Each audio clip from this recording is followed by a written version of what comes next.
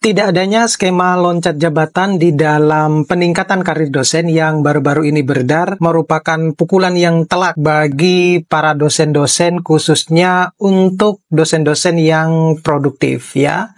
Apalagi kalau kita lihat di dalam dokumen tersebut itu juga tidak ada skema untuk pengajuan kenaikan jabatan akademik dari asisten ahli dan juga lektor. Mau tahu informasinya seperti apa? Kita bahas ini lebih dalam, tetap stay tune di channel saya.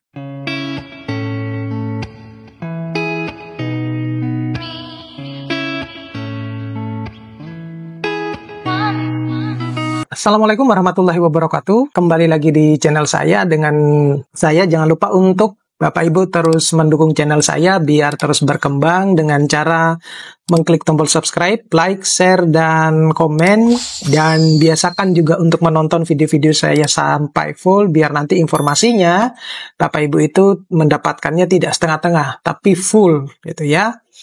Bapak Ibu juga bisa mendukung saya melalui Super Thanks. Kali ini seperti yang Bapak Ibu sudah ketahui, sudah beberapa kali juga saya bahas di dalam video-video saya yang lain, dan banyak yang DM ke Instagram saya ataupun berkomentar terkait dengan salah satu kebijakan yang dikeluarkan baru-baru ini terkait dengan karir dosen yang ketika kita lihat itu tidak ada skema loncat jabatan. Nah, itu yang sangat disayangkan sekali oleh sebagian besar teman-teman dosen karena mereka menganggap bahwa itu merugikan buat dosen-dosen sendiri, terutama khusus untuk dosen yang produktif. Jadi, saya mengatakan bahwa dengan adanya dokumen yang baru-baru ini beredar ya, yang terkait dengan peningkatan karir dosen itu lebih mengutamakan atau bahkan lebih unggul untuk dosen-dosen yang tidak produktif gitu. Jadi dosen-dosen yang produktif yang mereka berharap bahwa dengan adanya aturan terbaru tersebut itu bisa setidaknya ya mengcover keinginan mereka untuk bisa loncat jabatan. Nah, kalau ditanya bahwa kenapa kok tidak ada skema itu, nah saya tidak bisa menjawabnya secara detail gitu ya, karena di situ pun di dalam dokumen tersebut itu juga tidak menawarkan suatu skema kenaikan jabatan akademik mulai dari asisten ahli ke lektor ataupun lektor ke lektor kepala. Itu justru mulai dari lektor kepala ke guru besar atau pengajuan yang mau ke guru besar. Nah, itu yang sangat disayangkan. Kenapa kok seakan-akan terburu-buru mengeluarkan aturan tersebut tetapi tidak mengcover secara keseluruhan. Nah, esensinya atau tupoksinya kenapa itu dikeluarkan ya saya juga tidak tahu. Tetapi terlepas dari semua itu, yang jelas dengan adanya aturan tersebut itu sangat merugikan khususnya untuk dosen-dosen yang produktif ya. Karena kenapa demikian? Mereka berharap bahwa dengan ada aturan baru yang keluar itu, yang mungkin bisa kita katakan bahwa refreshing dari POPAK 2019, itu ada skema loncat jabatan. Jadi kalau pada aturan sebelumnya saja itu sudah ada loncat jabatan, kenapa kok yang ini tidak ada loncat jabatan? Nah, itu yang sangat disayangkan. Jadi lebih menguntungkan khusus untuk dosen-dosen yang non-produktif, yang tidak produktif, dan justru merugikan untuk dosen-dosen yang produktif. Itu yang pertama. Yang kedua juga, di dalam skema untuk kenaikan jabatan akademik itu, terlepas itu loncat jabatan atau tidak, ada beberapa poin yang menurut saya dan teman-teman itu sudah tidak relevan dengan aturan atau zaman yang saat ini berkembang. Kenapa demikian? Contoh kecilnya misalnya adalah di situ setiap kali kita mau naik pangkat atau golongan ya, itu harus menunggu 2 tahun gitu. Nah, kenapa harus menunggu 2 tahun? Kalau sekarang ini saja dengan teknologi yang begitu canggih, kita lebih bisa produktif dan bahkan bisa dalam 1 tahun itu kita sudah bisa mengajukan lagi. Nah, kenapa harus 2 tahun? Kalaupun ada 2 tahun itu harus ada pilihan untuk yang 1 tahun dengan cara-cara misalnya harus pengajuan, katakanlah kalau mau menggunakan jurnal internasionalnya harus jumlahnya sekian, kemudian harus benar-benar jurnal internasional bereputasi.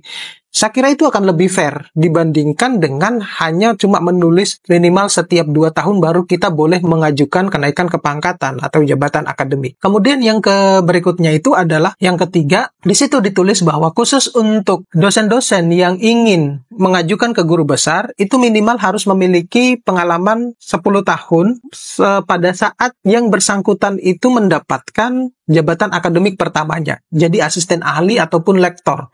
Itu yang pertamanya. Jadi kalau misalnya dia mendapatkan asisten ahlinya itu adalah di tahun 2000, katakanlah 2013 gitu ya.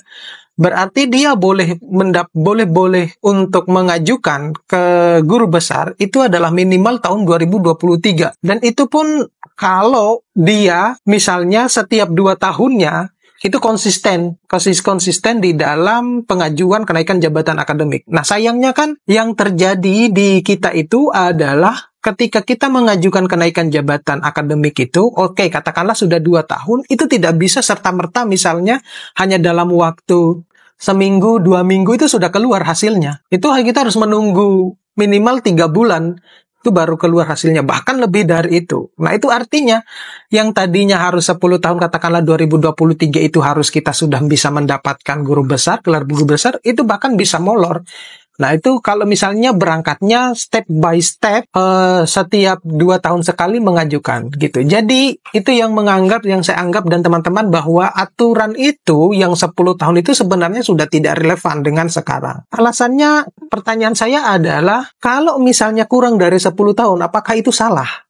Gitu. Kalau yang bersangkutan ternyata misalnya dia memiliki banyak jurnal internasional bereputasi, apalagi jurnal-jurnalnya memiliki impact faktor yang tinggi, ya, kemudian terbiasa menulis di jurnal-jurnal yang Q1 gitu, kemudian dia produktif, apakah salah harus menunggu 10 tahun? Gitu. Saya kira itu sudah tidak relevan dengan zaman yang sekarang. Jadi menurut saya, si pembuat kebijakan itu harus juga menyadari kondisi saat ini itu yang terjadi seperti apa. Gitu. Jadi, kalau misalnya kemudian ada dosen-dosen yang mau mengajukan ke guru besar kurang dari 10 tahun, tetapi dengan memenuhi persyaratan-persyaratan yang disyaratkan misalnya di dalam dokumen peningkatan karir dosen itu, why not? Gitu. Tidak harus menunggu 10 tahun ya, apalagi kalau sekarang sudah tidak ada skema loncat jabatan itu. Kemudian yang berikutnya itu adalah, ini sangat disayangkan juga buat teman-teman yang lulusan S3. Nah, mereka menganggap bahwa setelah lulus S3 menunggu 3 tahun baru boleh mengajukan kenaikan jabatan akademik itu juga bagi mereka itu sangat lama gitu. Semestinya itu tadi harus disinkronkan atau direlevansikan dengan keadaan saat ini. Jadi menurut saya tidak juga harus menunggu 3 tahun. Kalau yang bersangkutan itu adalah sudah bisa lebih produktif ya ketika lulus ya, artinya kan karena banyak ya orang yang sekolah S3 itu ketika melakukan penelitian atau eksperimen itu mereka sekaligus mengumpulkan banyak data yang akan ditulis ketika mereka sudah lulus. Itu yang bisa memboost mereka untuk bisa karirnya lebih cepat melejit. Nah, gitu. Nah, kalau kita masih mempertahankan skema-skema yang zaman dulu, 10 tahun baru boleh mengajukan ke guru besar, itu pun kalau berangkatnya dari lektor kepala, kemudian harus 2 tahun menunggu setiap kali pengajuan untuk